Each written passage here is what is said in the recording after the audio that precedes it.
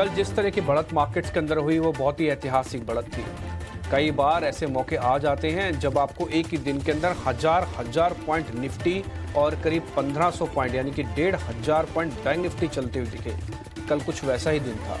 ना केवल चाइना से अच्छी खबर थी बल्कि इंडिया और पाकिस्तान के सीज़फायर की खबर को भी कल में मार्केट ने डिस्काउंट किया और बड़े अच्छे पैमाने पर डिस्काउंट किया। वो डिस्काउंट ऐसा था कि कल विक्स को 15% से ज़्यादा एक ही दिन में टूटना पड़ गया।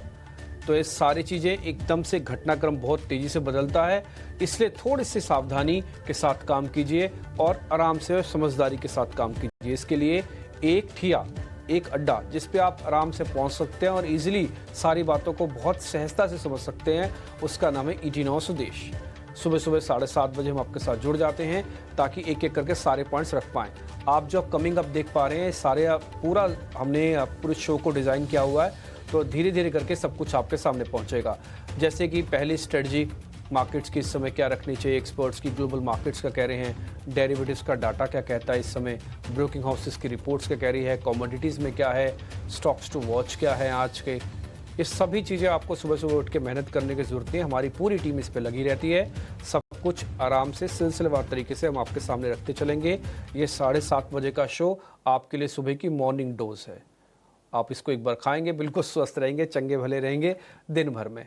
तो शुरुआत करते हैं पहले ग्लोबल मार्केट से। तो ग्लोबल मार्केट से एक बार आपको मैं वैसे चेक करवा देता हूं। जो गिफ्ट निफ्टी आप देख पा रहे होंगे वो 125 पॉइंट की गिरावट के साथ है।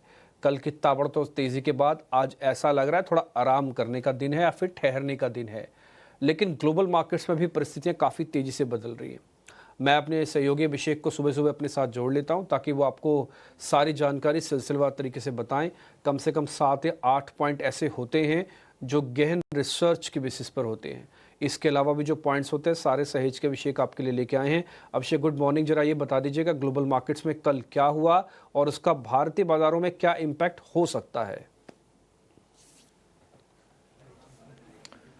Dimpy good morning. आज देखिए अमेरिकी बाजारों में तेज़ी अच्छी खासी दिखी है और जो तेज़ी हुई थी उसका अंदाज़ा कल डाउ फ्यूचर नैस्डैक फ्यूचर से लग भी गया था, क्योंकि क्लोजिंग शो के दौरान जब हम बातचीत कर रहे थे तो डाउ फ्यूचर उस वक्त करीब 800 साढ़े 800 अंक ऊपर था, तो तेज़ी होगी उसका पूरा अंदाज़ा था। लेकिन कल जो ट्रेड डील हुई है अमेरिका और चीन के बीच में, दोनों देशों ने एक दूसरे पर रेसिप्रोकल टैरिफ को घटाया है कम से कम 90 दिनों के लिए। उसके चलते दुनिया भर के बाजारों में जोश आया और खास तौर से अमेरिकी बाजारों में काफ़ी ज़्यादा उत्साह देखने को मिला है। उसकी वजह यह है कि अमेरिका में कहीं न कहीं मंदी की बातचीत होने लगी थी ये टैरिफ को लेकर, ट्रेड वॉर को लेकर।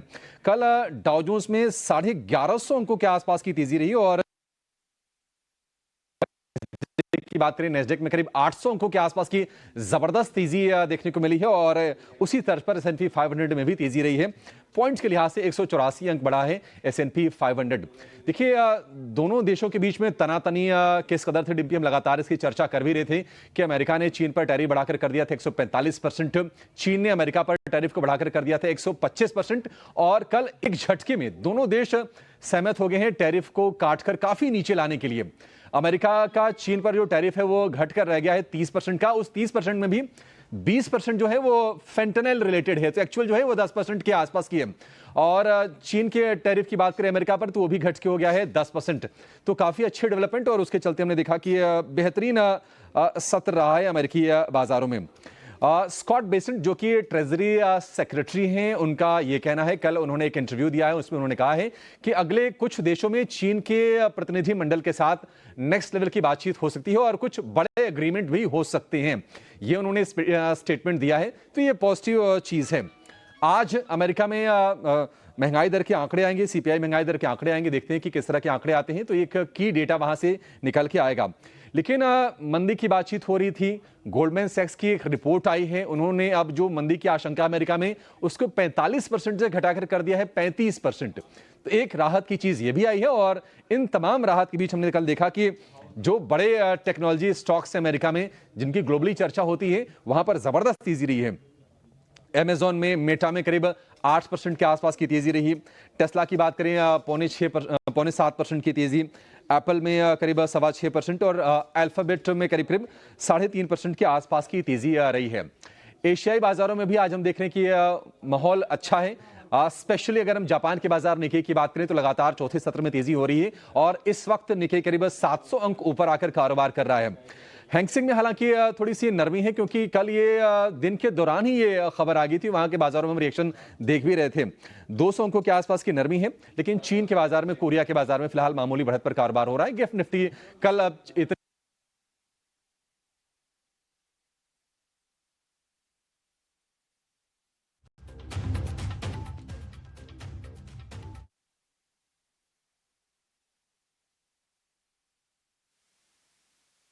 है $65 के आसपास। लेकिन सेफ पेमेंट डिमांड हम सोने की लगातार बढ़ते हुए देख रहे थे ट्रेड वॉर के एंगेजमेंट के दौरान। अब सोने से मोह थोड़ा सा लोगों का भंग हुआ है और कल हमने 3% के आसपास की गिरावट है। हालांकि अभी भी $3200 के ऊपर सोने का भाव है, लेकिन उम्मीद करके चलेंगे कि आगे थोड़ी सी और नरमी सोने के भाव में आएगी।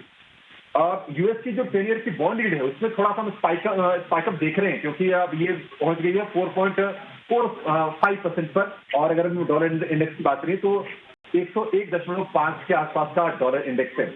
ओवरऑल माहौल अच्छा है, संकेत अच्छे ग्लोबल बाजारों से। और गिफ्ट निफ्टी क्योंकि बड़ी तेजी दिखा चुका है, तो आज थोड़ा सा नीचे मिले अगर गैप के साथ तो यही बेहतर होगा। आप इसके बारे में ज्यादा बेहतर गाइड कर पाएंगे। ठीक है, नहीं ये पॉइंट बिल्कुल ठीक है। बस मेरे को इतना पॉइंट आपसे और समझना है अभिषेक कि ये जो कल चर्चा हुई है अमेरिका और चीन के बीच में, ये पूरी तरह से डिस्काउंट हो रहा है यूएस मार्केट्स में, या भी गुंजाइश थोड़ी और है? ये डलती क्योंकि बाजार वहां पर गिरे बहुत ज्यादा थे, और जब से ये ट्रेड वॉर गिरे बहुत ज्यादा थे और जब से ये ट्रेड वॉर को लेकर एस्केलेशन हुआ था, तो अगर दुनिया भर के बाजारों को आप देखें आसपास की तेजी हुई है, यहाँ से बाजार अभी और ऊपर जा सकते हैं। और उसके संकेत हम वहां पर बॉन्ड यील्ड के प्राइसेस से भी देख रहे हैं। तो अभी गुंजाइश हम मानते चल सकते हैं कि अभी और चलेंगे अमेरिकी बाजार यहाँ से।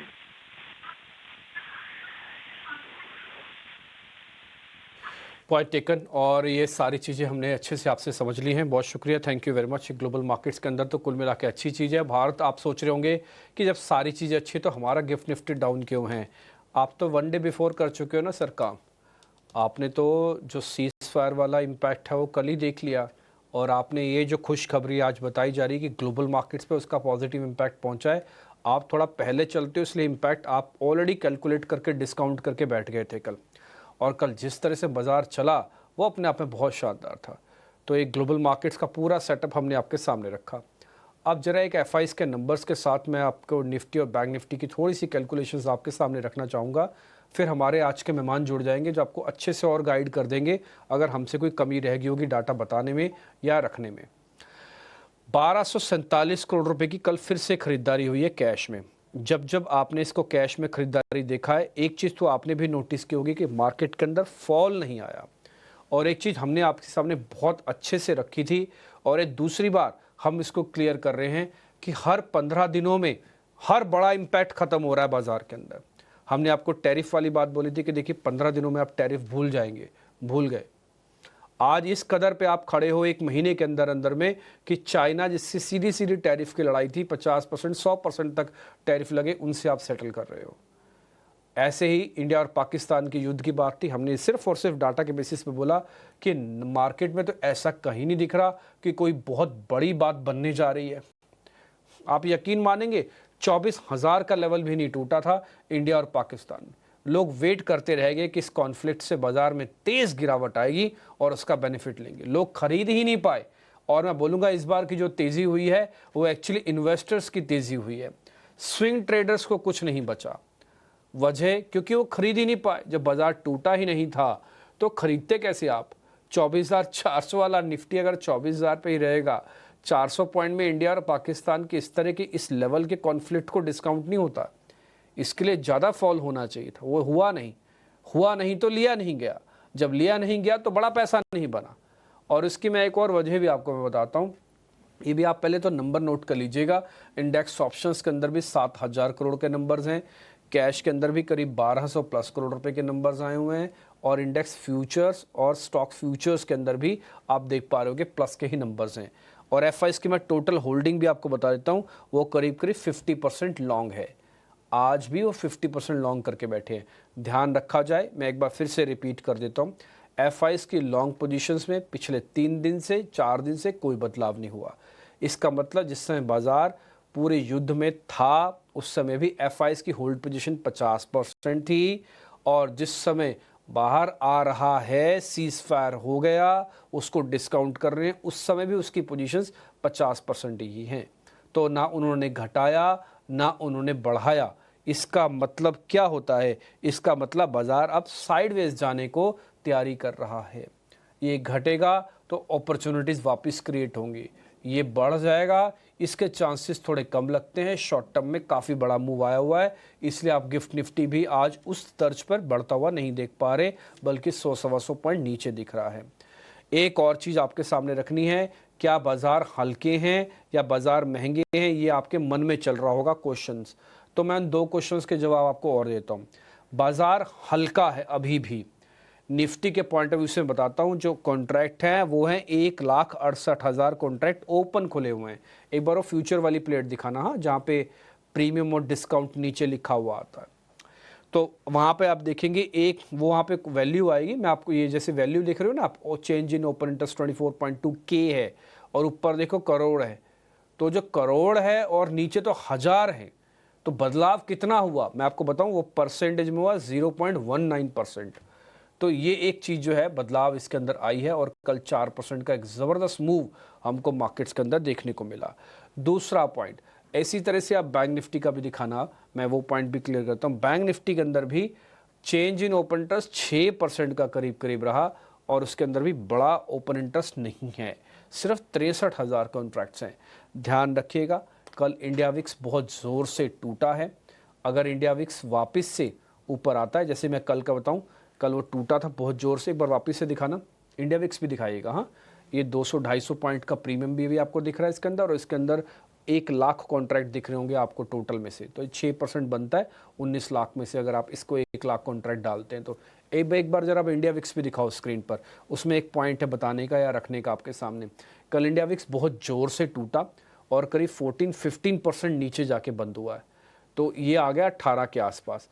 इसमें 2% की गिरावट और चाहिए कम से कम, अभी ये 16 के आसपास हो जाएगा, तब ज़्यादा डरना नहीं, घबराना नहीं, कभी कुछ नहीं होगा। लेकिन अभी भी पूरी तरह से हम बाहर नहीं निकले हैं, 2% की गुंजाइश और है। 2% मतलब 10% इंडिया विक्स और टूटना चाहिए अभी भी। तो इसको आप वेट एंड वॉच करते रहना, इसको आप देखते रहना। रफ हमने आपको आइडिया बता दिया कि आज कुछ ना करने का दिन है कल, क्योंकि बहुत तेज़ दिन था। अगर बाजार ठहरना चाहता है तो आप क्यों नहीं ठहरना चाहते? आपको इतनी जल्दी क्यों होनी चाहिए बाजार के अंदर पैसा बुक करने की या फिर एंट्री लेने की? तो थोड़ा ठहरिए, आज का दिन तो रुक के देखने का है कि क्या करना चाहिए। ठीक है जी, ये पॉइंट्स मैंने अभी रफ में आपके सामने रखे। 8 बजे में इसकी विस्तार से और चर्चा करेंगे, आपके सामने चार्ट वगैरह डाल के, और सारे डाटा को सिलसिलेवार तरीके से हम रखने की कोशिश करेंगे। अभी मैं मार्केट के एक्सपर्ट्स को अपने साथ जोड़ देता हूँ। राजेश भोंसले जो कि एंजल वन से हैं, वो हमारे साथ जुड़ रहे हैं, उनसे ज़रा करते हैं बातचीत। राजेश सर नमस्ते, गुड मॉर्निंग। कल का दिन तो बहुत ही शानदार था, आई होप आपने अच्छा पैसा भी बनाया होगा और आपके क्लाइंट्स ने बहुत अच्छे से अपने पोर्टफोलियो को कल बढ़ते हुए देखा होगा।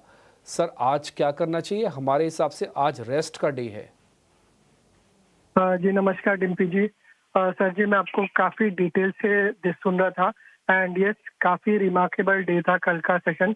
रेयरली हम देखते कि निफ्टी जो है 4% का मूव देता है, एंड उसकी वजह से आज थोड़ा सा मॉर्निंग सेशन में एक गिफ्ट निफ्टी थोड़ा सा लाइट मूड में दिखा रहा है। तो ये जो डिप आएगा वो एक बाइंग अपॉर्चुनिटी रहेगी।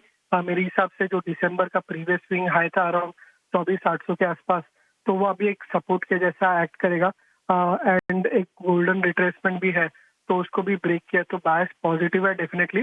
बट इंडेक्स स्पेसिफिक ज्यादा मोमेंटम हमें देखने को नहीं मिल सकता। बट डिम्पी जी यहाँ पे एक चीज मैं ऐड करना चाहूंगा। मिड कैप सिलेक्ट इंडेक्स जो अभी तक एक रेंज बाउंड में था या मेजर परफॉर्मेंस नहीं था, तो उसमें एक कप एंड हैंडल ब्रेकआउट देखने को मिल रहा है, एंड इसने 200 डीएमए को भी ब्रेक किया है। तो एक्सपेक्ट कर रहा हूँ कि इंडेक्स जो है वो कंसोलिडेट कर सकता है, एंड मिड कैप स्पेस में यहाँ से अच्छा ट्रैक्शन देखने को मिल सकता है। तो यहाँ पे 2 मिड कैप काउंटर्स मेरे रडार पे है। एक है पिरामल एंटरप्राइजेस, काफी समय से एक रेंज में ट्रेड कर रहा था, एंड फाइनली 1050 के ऊपर इसने क्लोज दिया है। 1060 का क्लोजिंग है। पिरामल एंटरप्राइजेस को बाय करना है, स्टॉप लॉस रखना है 1029 का, एंड यहाँ से मैं टारगेट एक्सपेक्ट कर रहा हूँ 1120 का। डिम्पी जी, जो दूसरा मेरा बाय कॉल है वो है मैक्स हेल्थ। रिसेंट का जो मार्केट में थोड़ा बहुत जो वीकनेस था, उसमें ये स्टॉक में जो है लॉन्ग फॉर्मेशन हो रहे थे, इन अ ग्रेजुअल मैनर एक रेंज में ट्रेड कर रहा था, एंड कल एक बुलिश ब्रेकआउट ग्रैब देखने को मिल रहा है।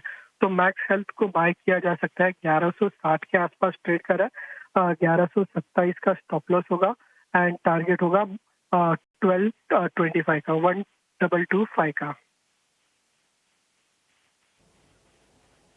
ठीक है, डन। राजेश सर, मैं आपकी थोड़ी तारीफ भी करूंगा इस मामले में, क्योंकि देखिए एक अच्छे एनालिस्ट की पहचान पता क्या होती है? वही जो फोरिया में नहीं बहता, मार्केट के उस बहाव में नहीं बैठेगा, वो अपने प्रिंसिपल्स के साथ टिका रहेगा। देखो मार्केट के अंदर ज़बरदस्त मोमेंटम बना कल के दिन में। जिनके पास था उन्होंने तो मौज काटी, जिनके पास नहीं था उनके पास फोमो आ गया। आया उनके पास भी है, लेकिन उनके पास फियर ऑफ मिसिंग आउट आ गया कि भाई हमसे तो मिस हो गया, कल 900 पॉइंट चल गया। तो समझदारी ये कहती है जब आपके पास फोमो से जूझ रहे हो तो आप वैल्यू हंटिंग ही करो बस, तब पीछा मत करो दौड़े हुए शेयरों का, तब आप वैल्यू हंटिंग करो और थोड़े डिफेंसिव शेयर्स में जाओ। और आपने राजेश जी ये दोनों जो शेयर दिए हैं ना, इसमें से Piramal enterprises typically value hunting का शेयर है। ये 1000 के ऊपर आता है, थोड़ा समय लेता है, फिर खींचता है, और आपने बताया इसके अंदर जो टारगेट है 1120 तक के हैं। इसके अलावा आपने मैक्स हेल्थ केयर दिया, ये भी थोड़ा डिफेंसिव है, और कल ये भी डेज हाई पे बंद हुआ है। तो ये एग्रेशन कम डिफेंसिव दोनों का कॉम्बिनेशन है। ये दोनों शेयर्स मेरे को आपकी चॉइस काफ़ी पसंद आई, और आज के सेशन में मेरे को लग रहा है इनसे अच्छा पैसा भी बनेगा, अगर कोई स्विंग के बेनिफिट्स भी लेना चाहता है तो भी। बहुत शुक्रिया Rajesh sir, thank you very much. आज आपने टाइम निकाला सुबह सुबह, और आपसे बातचीत होकर अच्छा लगता है। खैर आगे बढ़ते, अर्निंग्स भी आ चुकी हैं और स्टॉक से न्यूज़ भी हैं। शरद मेरे सहयोगी मेरे साथ जुड़ चुके हैं, वो आपको थोड़ा आराम से सारी चीज़ें बता देंगे कि कल बाज़ार बंद होने के बाद क्या क्या हुआ, क्योंकि बाज़ार में जो खबरें आई हैं वो तो डिस्काउंट होगी, लेकिन उसके बाद की खबरें आज होंगी डिस्काउंट। शरद गुड मॉर्निंग, ज़रा बता दीजिए आज की अर्निंग्स और stocks to watch. Good morning Dimpy, बहुत अच्छा लग रहा है कि आप जो है सुबह 7:30 बजे भी आ रहे हैं, एंकर कर रहे हैं। लेकिन डिम्पी अर्निंग्स ज़्यादा आया नहीं है, जो आया है उतना कुछ खास आया नहीं है, largely inline set of numbers आया है, और एक या दो कंपनी है जहाँ पे नतीजे बहुत अच्छे देखने मिले हैं। सबसे पहले टाटा स्टील पे बात कर लेते हैं। इनलाइन सेट ऑफ नंबर्स आए हैं, कंपनी ने अप्रूवल भी दी है कि लगभग $2.5 बिलियन वो इन्वेस्ट करने वाले हैं अपने होली ओन फॉरेन सब्सिडरी को लेकर। तो यहाँ पे थोड़े सवाल उठ सकते हैं क्योंकि बैलेंस शीट में प्रेशर आएगा। तो ये एक अनाउंसमेंट है जिसके कारण इनलाइन सेट ऑफ नंबर्स को भी शायद नेगेटिव इम्पैक्ट आ सकता है। एबिटा की बात करें तो 11% सीक्वेंशियल का जो है ग्रोथ भी देखने मिला है। हिंडाल्को की बात करें तो यहाँ पे जो उनकी नोवेलिस है, इनको जो यूएस की आम है, यहाँ पे लार्जली इनलाइन नंबर्स आए हैं। वॉल्यूम जो है 6% का ग्रोथ आया। जो एबिटा मार्जिन आती है डॉलर पर टन पे, वो 22% बढ़ा है सीक्वेंशियली। बेवरेज कैन डिमांड में स्ट्रेंथ है, लेकिन जो वीक ऑटो डिमांड है और जो टैरिफ का प्रॉब्लम आ रहा है उसके कारण वो FY26 का गाइडेंस भी नहीं दिए हैं। तो यहाँ पे जो एक अनसर्टेनिटी आ रहा है, तो उसके कारण जो है आप कह सकते हैं कि थोड़ी सी नेगेटिव प्रेशर जो है नोवेलिस या हिंडाल्को में देखने मिल सकता है। हैप्पीएस्ट माइंड्स के भी कमज़ोर नतीजे हैं, कुछ खास आया नहीं है, और पैट में 32% का जो है गिरावट आया है।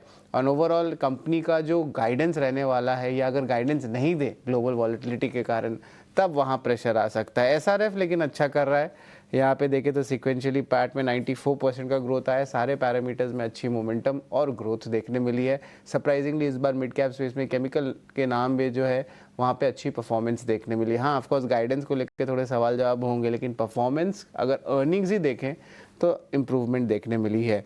JM फाइनेंशियल के मिले जुले नतीजे आए हैं। टोटल रेवेन्यू लगभग 20% गिरा है। हालांकि कंपनी जो है आप कह सकते हैं घाटे से मुनाफे में आई है, बट बहुत सारे एडजस्टमेंट्स हैं, तो इसलिए मेरे को मिले जुले नतीजे जो है यहाँ पे देखने मिल रहे हैं।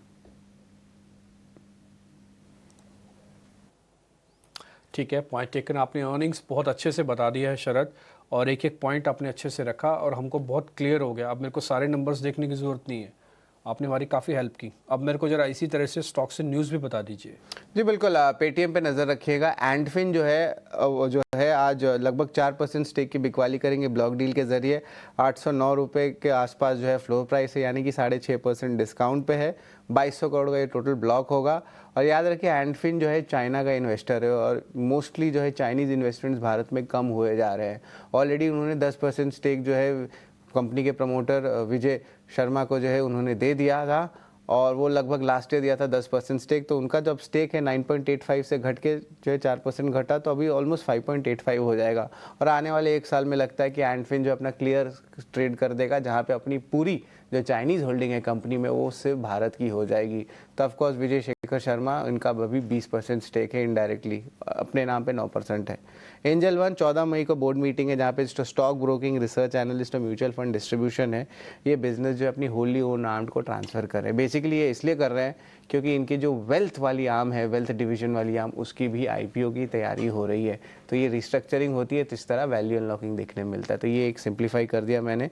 बीएससी मई 23 को जो है रिकॉर्ड डेट होने वाली बोनस इशू का, और मैं आपको फिर से याद दिला देता हूँ, आपको 2 शेयर मिलेंगे बीएससी के अगर आप 1 शेयर होल्ड करते हैं तो। लेकिन 23 तारीख जो है मई, वो रिकॉर्ड डेट है जहाँ पे एलिजिबिलिटी होगी कि आप बोनस के लिए एलिजिबल है कि नहीं, ये इसका रीज़न है। जेंसॉल इंजीनियरिंग पे भी बात करूंगा। ये जो है हमारी मुहिम भी रही 18 स्वदेश में, और हमने पहले ही बता दिया था कि कंपनी में कॉर्पोरेट गवर्नेंस इश्यूज़ है, फाइनेंशियल इरेगुलरिटीज़, और ये जो बात है 2 महीने पहले की बात है।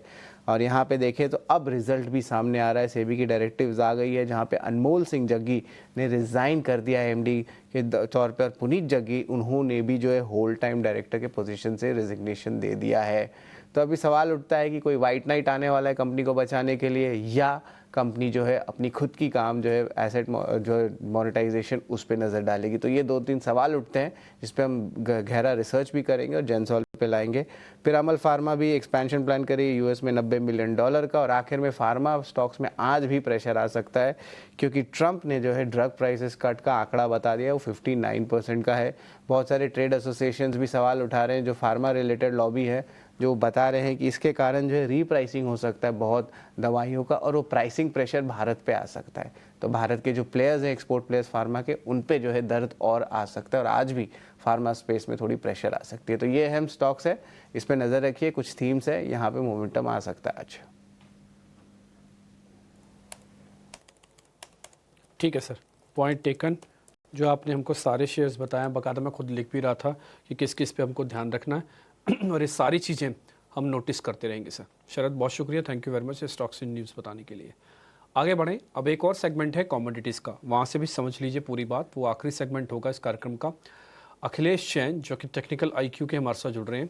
मिस्टर जैन, बहुत शुक्रिया, गुड मॉर्निंग। आप जरा मेरे को पहले गोल्ड और सिल्वर के बारे में थोड़ा अपडेट कर दीजिए, क्या करना चाहिए, क्या नहीं करना चाहिए। Very good morning. देखिए, थिंग इज दैट कि हमने जैसे ही टैरिफ से रिलेटेड ईजनेस आता देखा चाइना एंड यूएस की तरफ से, तो यहाँ पर हमने एक वर्टिकल फॉल जैसा एक्सपेक्टेड भी था गोल्ड एंड सिल्वर की प्राइसेस के अंदर कल देखा। वहीं कहीं ना कहीं रशिया एंड यूक्रेन के अंदर भी पीस टॉक वापस से कंटिन्यू हुई है, एंड इंडिया जो पाकिस्तान का जो कॉन्फ्लिक्ट चल रहे थे वॉर रिलेटेड, वो भी ईज डाउन हुआ है। तो इसका एक खासा प्रेशर गोल्ड और सिल्वर के प्राइसेस पे देखने को मिला। वहीं आईएनआर ने भी कल अच्छा खासा अप्रिशिएट किया। तो एज ए होल मुझे लग रहा है कि जो फंडामेंटल्स डेवलप है अराउंड प्रीशियस, वो काफी नेगेटिव है, और यहाँ पर स्पेशली गोल्ड के अंदर इस तरह के करेक्शंस अभी जारी रहने चाहिए। मुझे लगता है कॉमेक्स के अंदर 32 जस्ट ट्रेडिंग सपोर्ट, और यहाँ से मुझे लगता है कि प्राइजेस ब्रिज करते हैं तो एक वर्टिकल फॉल हम आने वाले सत्रों में देखेंगे। और आने वाले सत्रों में मुझे 3135 से लेकर 3025 तक की रेंज में गोल्ड यहाँ पर दिख रहा है। तो उछाले पे सेलोन राइस का रिकमेंडेशन है। MCX स्पेसिफिक बात करें और ट्रेडिंग की बात करें तो मुझे लगता है कि 93,150 के अराउंड गोल्ड को सेल किया सकता है आज के सत्र के अंदर। स्टॉप लॉस लगा है 93,375 का। ग्रेजुअली ट्रेडिंग पे लगता है 92,600-700 की रेंज में आना चाहिए। प्राइजेस इन लेवल्स के नीचे मेंटेन करते हैं तो यहाँ से फिर अगेन एक वर्टिकल फॉल 91,000 के आसपास तक देखा जा सकता है। इवनिंग में CPI के डेटा भी हैं तो थोड़ा क्रूशियल रहेगा स्पेसिफिकली चांदी के लिए। चांदी का ट्रेड फॉलोड बाय गोल्ड थोड़ा डाउन तो लग रहा है, बट कहीं ना कहीं इसको मेटल्स का सपोर्ट भी मिलना चाहिए। हालांकि सेलोन राइस का ही रिकमेंडेशन है ऑन ट्रेडिंग। 95,700-800 की रेंज में मिलता है आज, तो यहाँ पे सेल कर सकते हैं। 96,200 का ऐसा लगा है। ग्रेजुअली इसके भाव भी मुझे 94 से लेकर 93,150 के आसपास इस वीक में आते दिखते हैं। तो दोनों ही कमोडिटीज के अंदर सेलोन राइस का रिकमेंडेशन है जी। ठीक है, अखिलेश, मैं आपको काफ़ी दिनों से सुन रहा हूँ और आपके ट्रेड्स काफ़ी बेहतर होते हैं। मैंने काफ़ी मंथ से आपको मैं ट्रैक किया है। अखिलेश, मेरे को थोड़ा ना क्रूड के बारे में और थोड़ा गाइडेंस दीजिए, ये टूटेगा या ये चलेगा? क्रूड में काफी मिक्स्ड डेवलपमेंट है। जैसे मैंने कहा, रशिया एंड यूक्रेन का पीस टॉक है, तो यहाँ पे हमने ऊपरी भाव से थोड़ा सा प्रेशराइज देखा, बट एज ए होल मुझे लग रहा है कि इसका जो मोमेंटम है अभी भी थोड़ा अपसाइड रहना चाहिए। और कल के सत्र में हमने थोड़ा प्रॉफिट बुकिंग देखा, तो it would be good opportunity कि यहाँ पे थोड़ा डिप मिलता है अराउंड 5250 5235 की रेंज में, तो क्रूड को आप खरीद सकते हैं। स्टॉप लॉस छोटा ही रहेगा 5210 का। ग्रेजुअली मुझे लगता है कि वापस से पुल बैक्स आने चाहिए और 5500 के आसपास तक इस वीक में क्रूड के भाव देखने चाहिए। तो बाय ऑन डिप्स कर सकते हैं क्रूड के अंदर जी। ठीक है सर, पॉइंट टेकन। बहुत शुक्रिया, थैंक यू वेरी मच। आज आपने समय निकाला, इसके लिए बहुत बहुत शुक्रिया, थैंक यू वेरी मच। फिलहाल इस कार्यक्रम से इतना ही। हमने आपको इस कार्यक्रम में स्टॉक्स इन न्यूज़, कमोडिटी का angle, global markets, Nifty bank Nifty का व्यू पॉइंट और सामने अर्निंग्स वाले शेयर्स भी रखे। छोटा सा ब्रेक के बाद इसी कार्यक्रम को थोड़ा सा और एक्सटेंडेड वर्जन में आएगा 8 बजे का फुल फ्लैश शो, जो 10:30 बजे तक चलेगा।